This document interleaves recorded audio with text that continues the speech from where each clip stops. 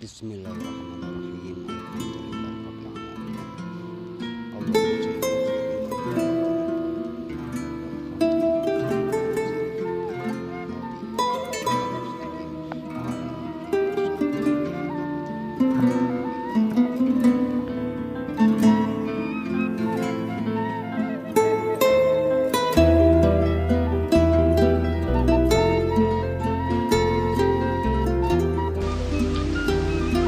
Allah Subhanahu wa ta'ala berfirman,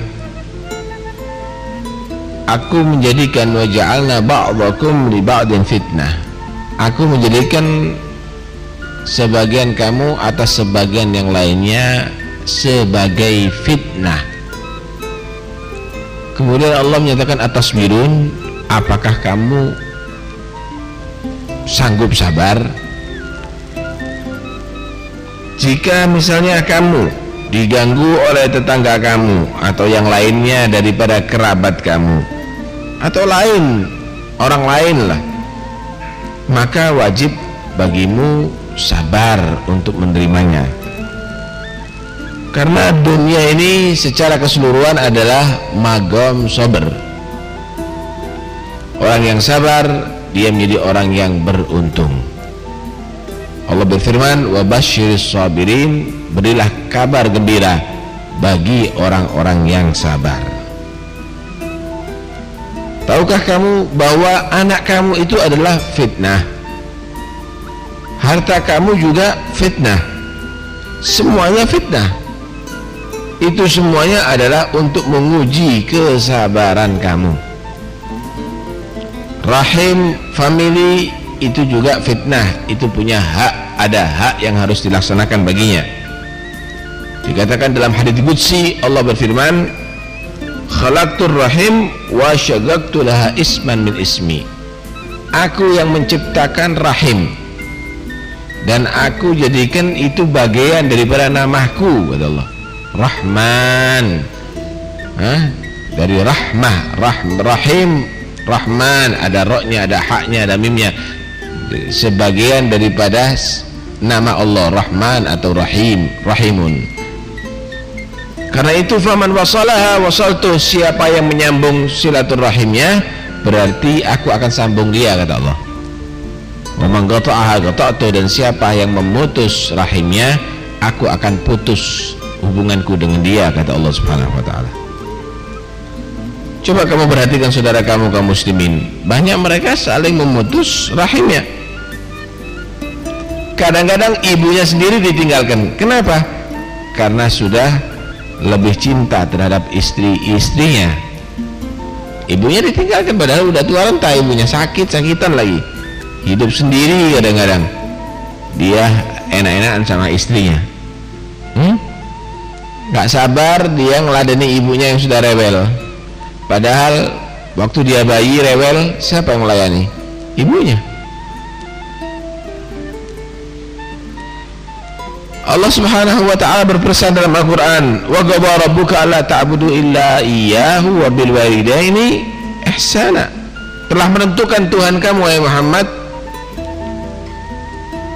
jangan sampai kamu semuanya menyembah kecuali kepada Allah, dan terhadap kedua orang tua, ayah dan ibu wajib berbakti, berbuat baik. Kemudian diperinci oleh Allah, imma yablughanna indakal kibara ahaduhuma aw kilahuma, kalau sudah mencapai usia salah satu atau keduanya orang tua kamu usia yang lanjut, usia yang tua, fala taqul lahuma uffin, maka janganlah kamu berkata dengan kata-kata yang membuat jengkel ayah dan ibu kamu. Wala tanharhuma, dan janganlah kamu itu berkata-kata dengan membentak-bentak, mengangkat suara di hadapan ayah dan ibu kamu. Wa qul lahuma qaulan karimah, ucapkanlah kepada ayah dan ibu kamu dengan ucapan yang mulia, ucapan bawahan terhadap atasan, ucapan seorang buruh terhadap juragan, ucapan rakyat kepada raja, ucapan penghormatan kepada orang tua. Baik tuan, kalau ada raja bagaimana kalau ngomong siap tuan, baik tuan, hadir, begitu. Bagaimana kalau komandan kepada pasukannya, siap setiap saat siap, disuruh naik gunung siap, disuruh turun gunung siap. Begitulah anak terhadap orang tua seharusnya. Kemudian Allah Subhanahu wa taala meneruskan waqfid lahuma janahad dzulli minar rahmah. Rendahkanlah sayap kehinaan kamu terhadap orang tua kamu. Jadi orang tawadhu, jangan semena-mena nuting-nuting di hadapan orang tua, jangan semena-mena malang kerik di hadapan orang tua. Rendahkan sikap tawadhu. Mana ada sekarang rakyat di hadapan raja begitu? Mana ada buruh di hadapan juragannya begitu? Kalaupun dia mau memberikan isyarat dengan jari bukan dari telunjuk, dengan jari ibu jari, ada di sana, monggo. Tidak pakai nuting-nuting begitu di hadapan orang tua. Adab, sopan santun. Rendahkan sayap kehinaan kamu di hadapan orang tua kamu. Waqul, dan selalulah baca, doakan, Rabbirhamhuma, ya Allah rahmati ayah dan ibuku, kama rabbayani, sebagaimana memelihara ayah dan ibuku aku shaghira, ketika aku masih kecil. Siapa memelihara kamu? Kamu gak berdaya, gak bisa apa-apa kamu. Makan gak bisa, aku gak didulang. Kamu gak bisa, kamu bisa kencing dan berak ada di tempat. Yang bersih ini siapa? Yang nyuci siapa? Oh begitu telaten orang tua, dan itu pun bertahun-tahun, berpuluh-puluh tahun kadang-kadang. Coba kalau abah dan ibu kamu misalnya berak ada di tempat, anak yakin ente akan jijik membersihkan. Nanti lihat bagaimana ikhlasnya orang tua. Wajib bagi kita untuk bakti terhadap ayah dan ibu kita, dan berusaha dengan segala upaya untuk membahagiakan abah dan ibu kita. Demikian juga tetangga mempunyai hak. Perhatikan keadaan mereka. Rasulullah bersabda, mazala Jibril yusini bil jar. Jibril itu loh mondar-mandir datang kepada Nabi mewasiatkan, hati-hati Muhammad dengan tetangga, suruh umatmu baik sama tetangga. Melihat keadaan tetangga, terus wasiat urusan tetangga itu Jibril. Hatta dhanantu annahu sayuwarithu, sampai aku ini punya prasangka, jangan-jangan sebentar lagi akan mendapatkan bagian warisan itu tetangga, seperti anak-anak, seperti keluarga sendiri. Kemudian beramallah kamu yang soleh sebanyak mungkin, karena kamu akan bisa memetik pahala yang besar nanti di hari kiamat.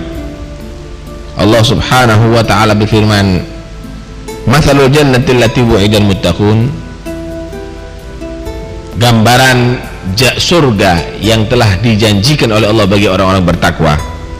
Fiha anharum min ma'in ghairi asin, di dalam surga itu ada sungai-sungai yang mengalir air yang tidak pernah bau, air yang jernih, yang bagus. Wa anharum min labanin lam yataghayyar ta'muh, dan ada sungai-sungai dari susu yang belum pernah berubah rasanya. Wa anharum min khamrin ladzatin lisyaribin, dan sungai-sungai mengalir arak yang lezat bagi orang yang meminumnya. Wa anharum min asalin musaffa, dan sungai-sungai dari madu yang murni. Walau fiha min kulli thamarat, dan bagi mereka orang yang masukinya juga bisa merasakan kesegaran daripada buah-buah surga. Di surga itu airnya nggak pernah berubah. Air dunia ini bisa berubah, coba 2 hari 3 hari udah berubah. Air surga nggak pernah berubah. Susu itu bukan diperas dari sapi kalau di surga. Dari ada sumber susu, bukan diperas daripada sapi ada di surga susu itu. Demikian juga asal madu itu bukan dari perutnya tawon kalau di surga, sumber madu, mengalir madu. bukan seperti madu dunia yang bisa dirubung sama semut, nggak ada. Dan susunya bukan seperti susu dunia yang jika kalau nggak digodok bisa rusak, nggak ada itu semuanya. Kemudian khamr halal ada di surga, tapi khamrnya bukan seperti dunia, membuat jantung rusak, paru-paru rusak, membuat saraf rusak, buat macam-macam, itu masalah. Tapi khamr ada di surga, ladzatin lisyaribin, lezat bagi orang minumnya. Orang kalau minum khamr yang ada di surga, dikatakan oleh ulama bisa terbang melihat keindahan surga dari atas. Kata Rasulullah, man syaribal khamra fid dunya lam yashrabha fil jannah. Siapa orang yang minum khamr di dunia, nanti nggak boleh minum khamr ada di surga. Kalau ini keadaan bagi orang-orang bertakwa, disediakan begitu banyak kenikmatan, apalagi ada samarat, ada buah-buahan nanti ada di surga. Kullama ruziqu minha min thamaratin rizqan qalu hadzal ladzi ruziqna min qablu wa utubihi mutasyabiha yashtabihu fil launi wal syikli wa yakhtalifu fit ta'mi, kata ulama. Nanti ketika ada di surga dikasih buah, dia akan menyatakan, ini pernah aku makan apel misalnya, dimakan apel, dikasih apel lagi, udah pernah makan apel, mirip bentuknya dan warnanya, tapi ketika dimakan rasanya lain. Kalau dunia apel batu misalnya, ya sih itu apel, rasanya apel batu begitu, apel Australia itu. Tapi di surga setiap buah itu lain-lain rasanya. Jadi kalau kita makan apel satu gitu, dikasih apel yang kedua lain dengan rasanya apel yang pertama, lebih enak lagi. Dikasih apel yang ketiga lain dengan apel yang kedua, yang pertama dan kedua, lebih enak lagi. Semua buah-buahan itu lain rasanya, tidak ada yang sama walaupun satu jenis. Itu semuanya akan diberikan bagi orang-orang yang beramal soleh. Tapi bagaimana orang yang tidak beramal soleh? Dikatakan apakah orang yang seperti itu kaman huwa khalidun finnari wa suguma'an hamima faqata'a ma'ahum, apakah sama orang yang beramal dan dimasukkan surga itu seperti orang yang karena dia itu kufurnya atau maksiatnya masuk ke surga, ke neraka, diazab ada neraka, ketika dia kehausan dikasih air, tapi air itu mendidih, ketika diminum terbakar semuanya sampai usus-ususnya dan isi perutnya semuanya. Apakah sama? Yang menikmati di situ ada sungai susu, ada sungai madu, ada sungai air, ada sungai khamr, ada buah-buahan yang begitu nikmat. Apakah sama dengan orang yang akan disiksa di neraka? Udah disiksa, ketika dia haus dikasih minuman tadi itu bisa membakar seluruh isi perutnya, usus-ususnya. Coba kamu minum misalnya satu cangkir baygon, bagaimana itu semuanya? Fatal kan? Ini minuman yang bisa membakar semuanya, leleh semuanya, tapi Anda tidak mati. Sakit iya, mati enggak? Bisa dibayangkan. Na'udzubillah min dzalik. Karena itu manusia harus sabar. Yang sabar kalau taat, yang sabar kalau meninggalkan maksiat, yang sabar kalau istiqomah kepada Allah Subhanahu wa taala. Coba kamu lihat, umur kamu udah berlalu berapa puluh tahun, tinggal gilirannya aja, kapan ente berhenti udah daripada kehidupan dunia ini. Kadang-kadang fulan mati, kabar begitu cepat datang. Yang pernah hidup seperti kita udah mati. Berapa banyak yang kita kubur? Coba kamu jalan ada di kuburan, itu jasad tulang mereka, itu orang yang pernah jalan seperti kamu, yang pernah kehidupannya seperti kamu. Karena itu kalau sudah mati, apa kabarnya? Selesai, nggak ada yang mau peduli lagi. tinggal dia dia harus bertanggung jawab karena perbuatannya di atas dunia tadi itu.